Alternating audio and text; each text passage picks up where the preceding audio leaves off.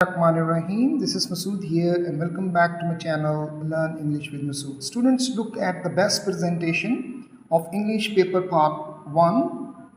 Write an application to the principles. Look at the proper use of the marker and the pointer and the ending of this application. And then start your question answers. Use blue marker for the headings. Look at this is. Now the next question is pair of words must be written with blue marker and the sentence must be in your blue ink. Now the next one is punctuation is very important. Okay, the capital letter must be written with blue marker and the punctuation marks should be written with black pointer. This is. The next one is explain the stanza with reference to the context. This is the wastage of the page. Don't do this. Just start with the numbering and the reference. In reference, your name of the poem must be correctly written over there. Same is the case with the poet name. Context is there.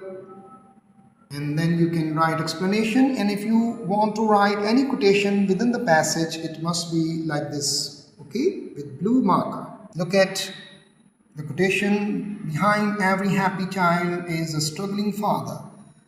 Now this is the explanation. Good unspoken love is always be deepest. The best explanation, by the end of the explanation you can write another quotation and use this line. The language of the poem is simple, lucid, profound and thought-provoking. Next one is translation, that is into Urdu. Don't start on the same page, it must have a separate page for your English translation. Okay, that is not the good style. That your half of the translation should be on one page and goes to the second one. This is not good, but writing is very good. In the next part of the poem, again it's written with blue marker, proper headings are there. I hope you have got the idea. If you have any questions or if you have any reservation with respect to your presentations, just put your question in the comment box. This is headings are there. And and don't forget to give your feedback of this video. Now look at the proper headings are there, numbering is there. Okay, you can get maximum marks. In the case with your moral story, don't write the moral in the beginning, just give the title, The Wolf and the Lamb. And the moral of the story is might is right. Look at, this is a wolf and the lamb. Now see, the story is there with the dialogue.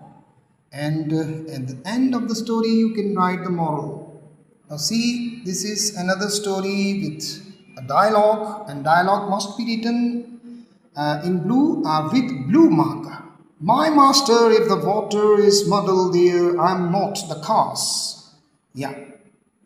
Of it, because the water comes down to me from you. Now look at the story. It's a very short story having the moral might is right. And now see the translations. It must be on a separate page like this.